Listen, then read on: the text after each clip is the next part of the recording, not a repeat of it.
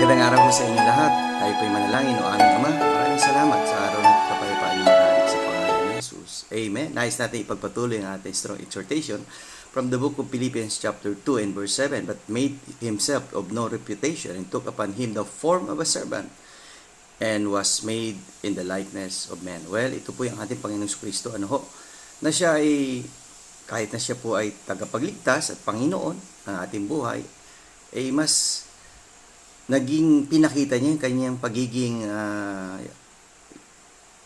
lingkod, upang sa ganun ang bawat isa rin sa atin ay makapaglingkod din tayo, na hindi mahirap maglingkod sa Diyos kasi katulad ng ating Panginoon Kristo, na kayanan niya maglingkod sa Ama.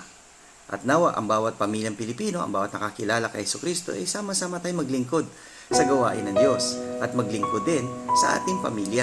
Mahalin natin ang pamilya natin at ang gawain ng Panginoon. Okay? See you again tomorrow sa ating Strong Family Prayer and Exhortation.